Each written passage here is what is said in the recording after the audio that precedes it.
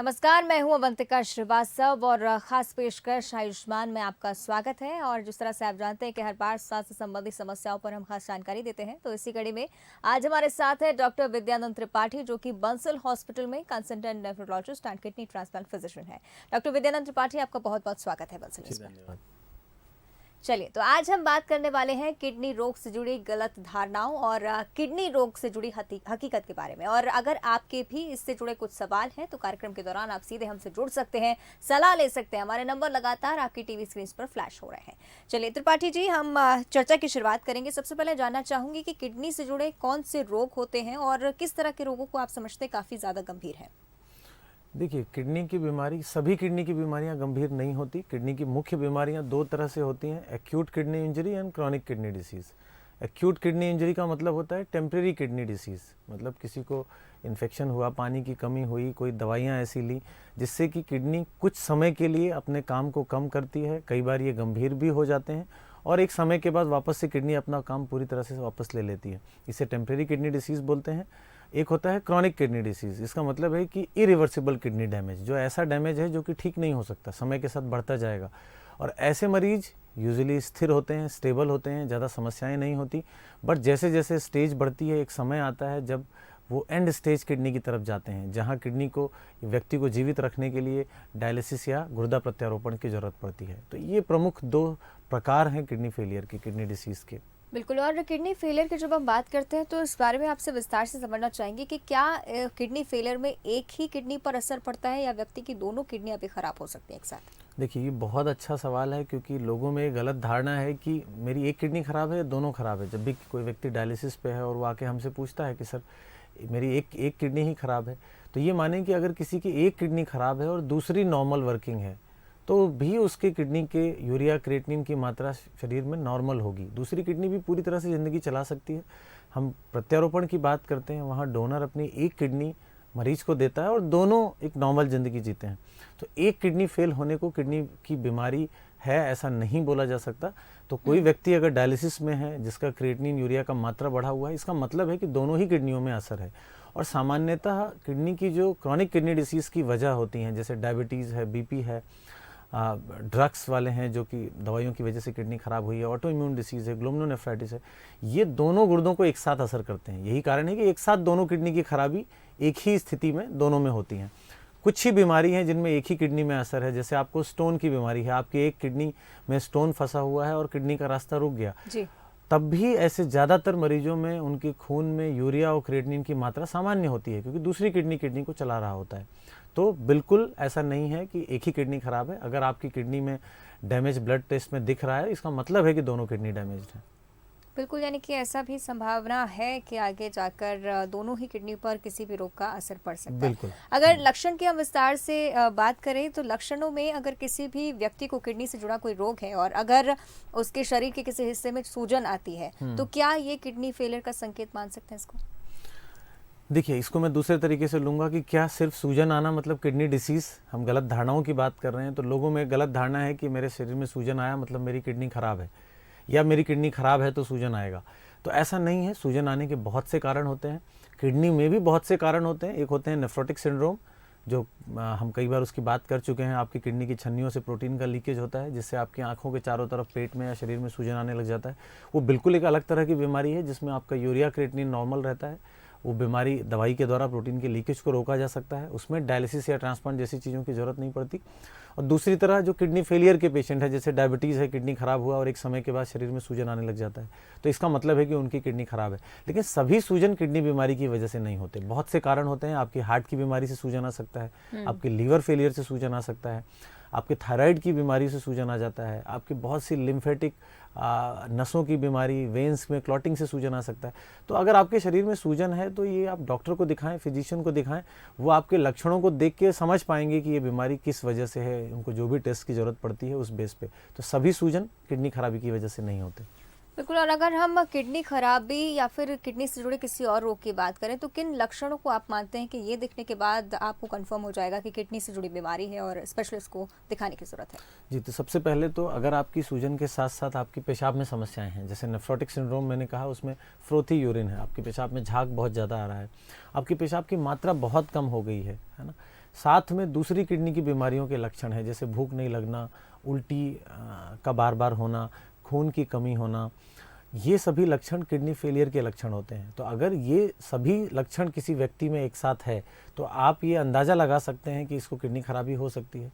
दूसरा, history important है कि डायबिटिक पेशेंट है जिसको 10 साल से डायबिटीज़ है और अब सूजन आना स्टार्ट हो रहा है, किसी को बहुत सालों से पत्थर की बीमारी है, इस किडनी में स्टोन रहते हैं और सूजन आ रहा है, तो हिस्ट्री बहुत इंपॉर्टेंट है। तो इन सब हिस्ट्री सारी चीज़ों को डॉक्टर समझ के ये अंदाज़ा लगाता है कि इनको किडनी की डिसीज़ है।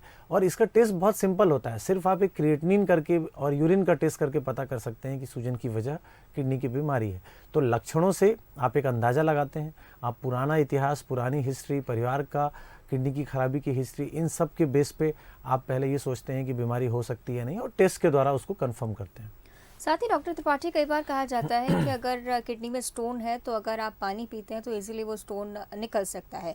साथ ही अगर ये भी जानना चाहूँगी, किसी भी व्यक्ति को किडनी से जुड़ा कोई रोग है, अगर पानी पीने से वो रोग ठीक हो सकता है या मेडिकेशन की ज़रूरत पड़ती है? देखिए, पानी का क्या इम्पैक्ट है स्टोन में। आपकी किडनी के ट्रैक में एक स्टोन फंसा हुआ है और उसका साइज़ इतना है कि वो पेशाब के रास्ते में है, वो कैसे बाहर निकल सकता है? या तो आप अत्यधिक पानी का सेवन करें तो जो पानी का फ्लो होगा एक्सेस, उस फ्लो के साथ वो पत्थर को नीचे लाने की टेंडेंसी को बढ़ाएगा। तो यहाँ पे पानी के इंटेक का ये रोल है। नॉर्मल व्यक्ति में भी किडनी को हेल्दी रखने के लिए हम बोलते हैं कि पानी की मात्रा का उचित मात्रा लें। ऐसा क्यों? सेम रीज़न है कि अगर आपके यूरिन का फ्लो मेंटेन्ड है तो आप में स्टोन बनने की संभावना कम होगी, आप में यूरिन में इन्फेक्शन होने की संभावनाएं कम होगी। तो वो आपकी किडनी को बचाव करेगा, आपके स्टोन की बीमारी को बचाव करेगा और इन्फेक्शन की बचाव करेगा। तो हेल्दी वाटर इनटेक इम्पॉर्टेंट है। लेकिन यहाँ पे कुछ भ्रांतियाँ ये है कि किडनी का मरीज़ है तो उसमें पानी ज़्यादा पिएगा तो किडनी हेल्दी रहेगी, या इसका उल्टा है कि पानी बिल्कुल हर किडनी पेशेंट को नहीं पीना चाहिए। तो ये भी बहुत बड़ी गलतफहमी है। ये डॉक्टर डिसाइड करता है कि किसको पानी अधिक देना है, किसको कम देना है। बहुत से किडनी के पेशेंट्स में सूजन आने की तकलीफ होती है, जैसे डायबिटिक नेफ्रोपैथी है, उनमें हम 1 लीटर 700 ग्राम तक 24 घंटे में पानी अलाउ करते हैं, इससे ज़्यादा नहीं पी सकते।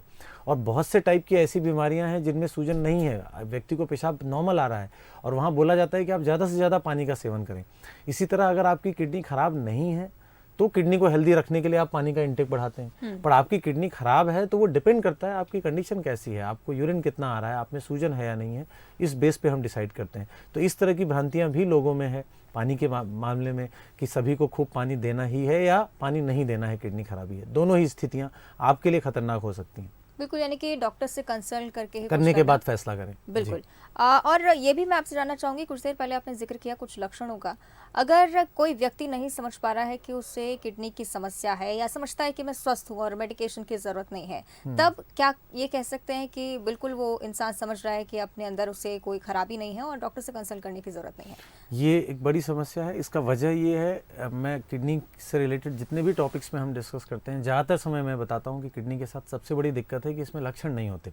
आपकी शुरुआती कोई लक्षण नहीं है, मुझे डायबिटीज़ है और मुझे जब तक किडनी का लक्षण नहीं होगा तब तक मैं किडनी टेस्ट नहीं कराऊंगा, तो ये आपके लिए बहुत खतरनाक है। क्योंकि जैसे टाइप 2 डायबिटीज़ में नियम है आपको ईयरली अपना यूरिन और किडनी का टेस्ट करना है। क्योंकि लक्षण होगा नहीं, आपको तब पता चलेगा जब आपकी किडनी एक एडवांस स्टेज तक जा चुकी होगी, स्टेज 4 स्टेज 5 तक। तो अगर आपको सिम्टम नहीं है तो आप बिल्कुल इस गलतफहमी में नहीं रह सकते कि आपकी किडनी नॉर्मल है। तो अगर आपकी उम्र अधिक है, आपको डायबिटीज़ है, आपको बीपी की बीमारी है, आपको पहले से ऐसी बीमारियां रही हैं जो किडनी की बीमारी का कारण हो सकती हैं, आपके परिवार में किडनी की बीमारी है, आप लंबे समय से दर्द निवारक दवाइयाँ या ऐसी दवाइयाँ जो किडनी को हार्म कर सकती हैं ले रहे हैं, ऐसी किसी भी रिस्क की स्थिति में आप लक्षणों का इंतजार ना करें।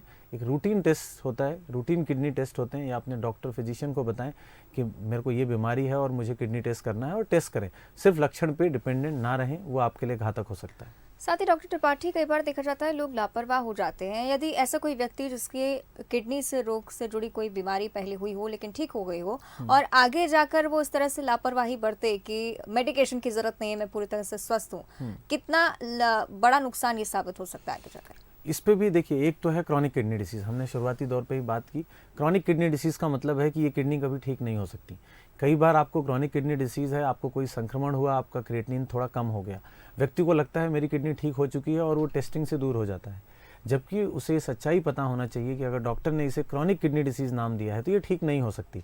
महीने में एक बार या 3 महीने में एक बार या 6 महीने में एक बार जब भी डॉक्टर ने आपको फॉलोअप पे बुलाया है, आपको टेस्ट करना है, क्योंकि सिर्फ टेस्ट के द्वारा ही ये पता किया जा सकता है कि बीमारी ठीक हुई है या आगे बढ़ रही है।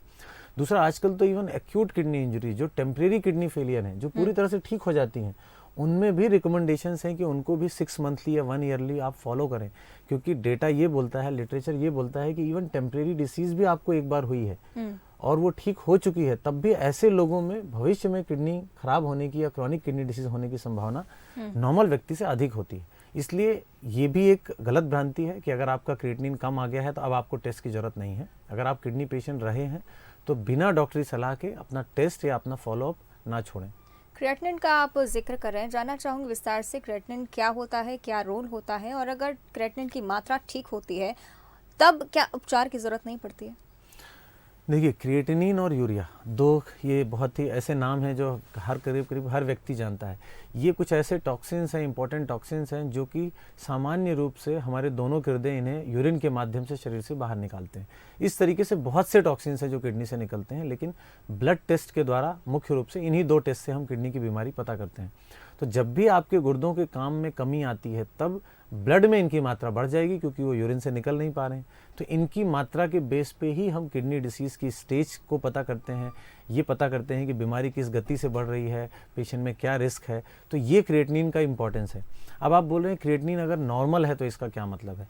नॉर्मल किडनी का मतलब होता है कि आपकी किडनीज नॉर्मल वर्क कर रही हैं। हालांकि ये हमेशा सही नहीं होता कि क्रिएटिनिन नॉर्मल है इसका मतलब है कि किडनी वर्किंग नॉर्मल है। कुछ बीमारियां जो मैंने बताई जिनमें प्रोटीन का लीकेज हो रहा है, ब्लड सेल्स यूरिन से लीक कर रही हैं, यहाँ आपका क्रिएटिनिन तो नॉर्मल है, लेकिन फिर भी आपकी किडनी के जो फिल्टर्स हैं वो डैमेज्ड हैं, ये माना जाएगा। कई बार क्रिएटिनिन की भी रेफरेंस रेंज होती है, जैसे आप अलग अलग लैब में देखते हैं 0.8 से 1.2, कहीं लिखा है 0.5 से 0.8, कहीं लिखा है अप टू 1.5 तक नॉर्मल है। तो एक बच्चे में अगर 1 क्रिएटिनिन है 3 साल की, तो मुझे लगता है वो बहुत अधिक है, उसको किडनी की बीमारी हो सकती है। और एक 70 साल के व्यक्ति में 1.5 है, हो सकता है उसके लिए नॉर्मल हो, वो आगे जाके ना बढ़े। तो क्रिएटिनिन की भी एक बड़ी रेफरेंस रेंज होती है। आपकी उम्र, आपके बॉडी वेट, आप कितने मोटे हैं, दुबला आदमी होगा उसका क्रिएटिनिन कम आएगा।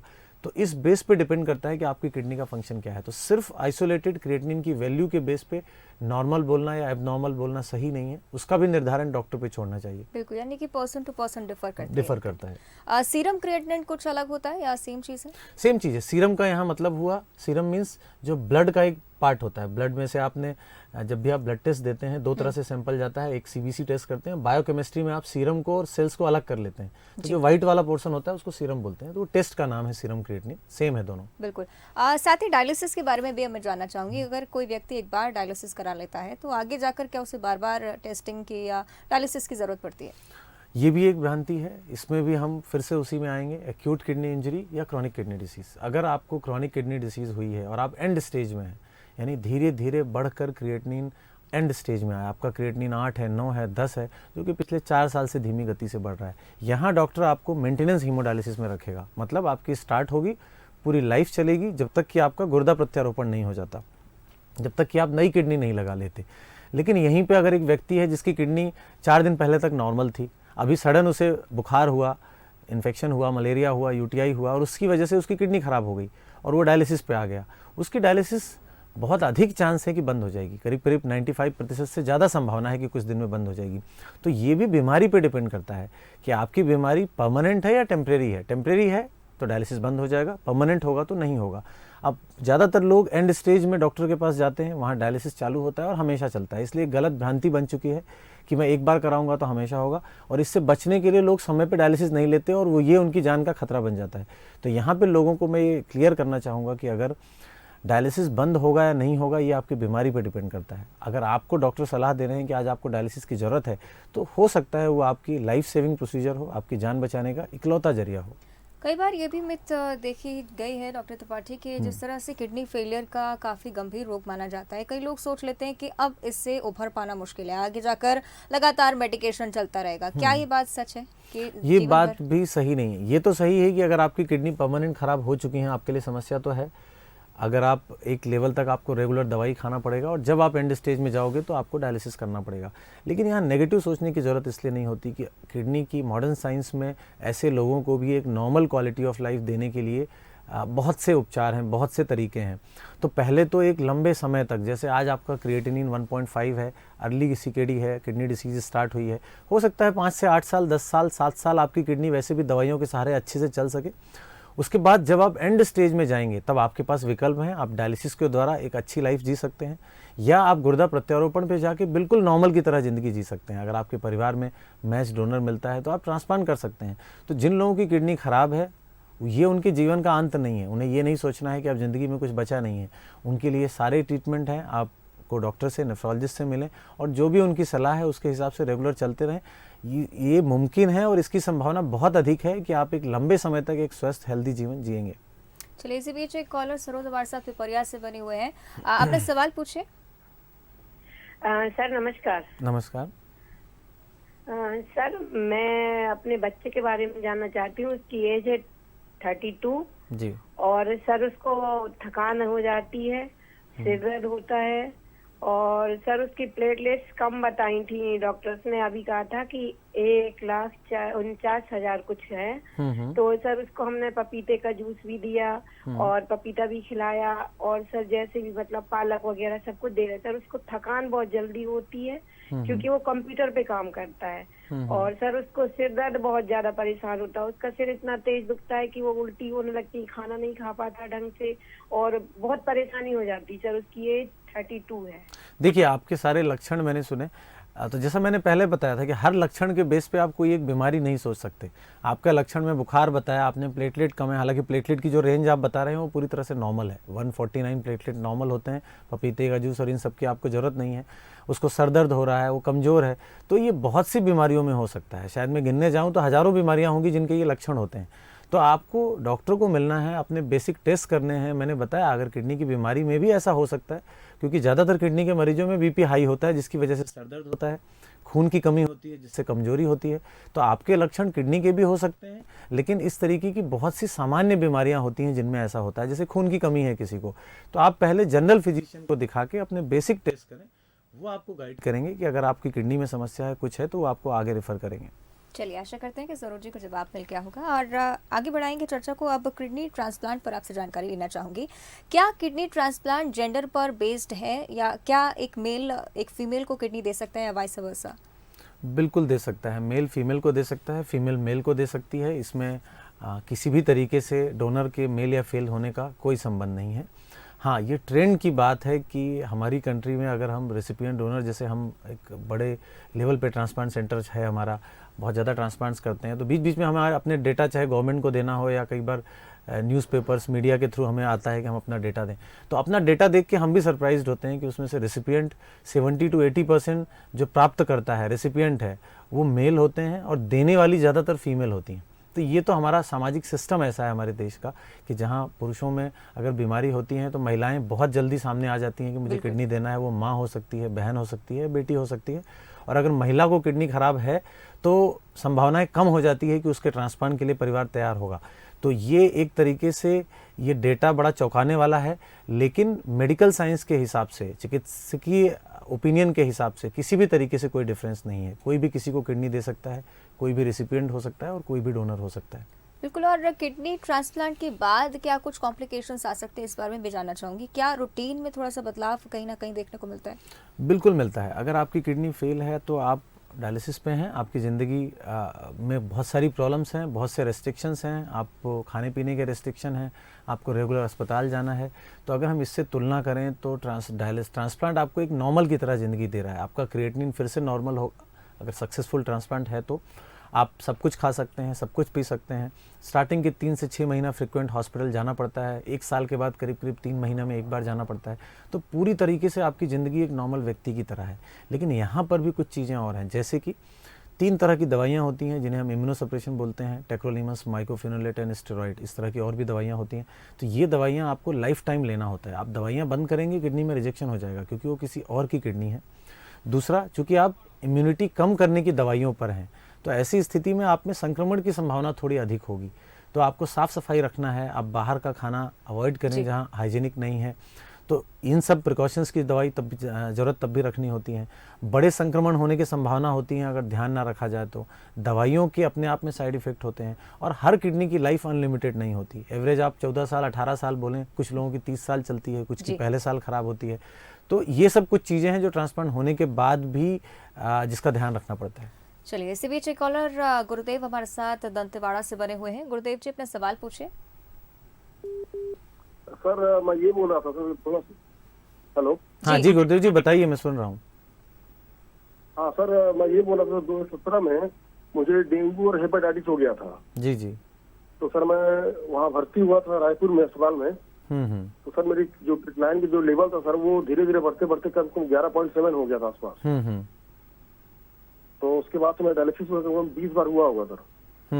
अब वो मेरा उसके बाद से नॉर्मल हो गया, अभी तो नॉर्मल ही है सर। क्या नॉर्मल है? और मैं सर बीपी मतलब क्रिएटिनिन के लेवल जो है 0.92 या 0.93 आता है अब। बिल्कुल ठीक है। हाँ। और सर उसके बाद से मुझे दिक्कत ये है कि सर मैं बीपी की दवाई खाता हूँ सर 3 टाइम। हाँ हाँ। मैं अचानक से बीपी हो गया मुझे उसी समय, जब मैं भर्ती था सर अस्पताल में। तो मुझे बीपी का प्रॉब्लम हुआ था। और अब मेरा सर ना सर यूरिन में दिक्कत होता है ना कुछ और है, अब लेवल मेरा नॉर्मल आता है सर। नहीं तो ये बीपी की दवाई से कुछ प्रॉब्लम तो नहीं है?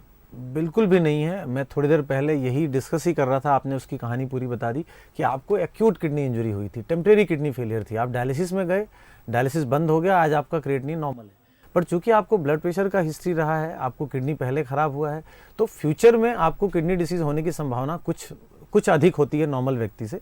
तो मैं आपको सुझाव दूंगा कि आप साल में एक बार अपना रूटीन हेल्थ चेकअप, जिसमें यूरिया क्रिएटिनिन आता है, सीबीसी आता है, यूरिन का सामान्य जांच है, आप अपना बीपी हफ्ते में कम से कम 2 बार घर में ही वॉच करें, उसका टारगेट 130/80 तक रखें। तो अपना ख्याल रखें कि फ्यूचर में ऐसी स्थितियां दोबारा ना बने।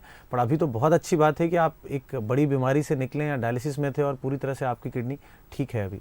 चलिए, आशा करते हैं कि सभी दर्शकों को आपकी इन बातों से काफ़ी लाभ मिलेगा। बहुत बहुत धन्यवाद आपका हमारे साथ जुड़ने के लिए और तमाम जानकारियाँ साझा करने के लिए। जी धन्यवाद। तो आज हमने डॉक्टर विद्यानंद त्रिपाठी से किडनी रोग से जुड़ी गलत धारणाओं के बारे में जाना। निश्चित रूप से आपको भी आपके सभी सवालों के जवाब मिल गए होंगे। किडनी की समस्या को लेकर बिल्कुल भी लापरवाही ना करें, फौरन डॉक्टर से संपर्क करें, स्वस्थ रहें और बने रहें बंसल न्यूज के साथ।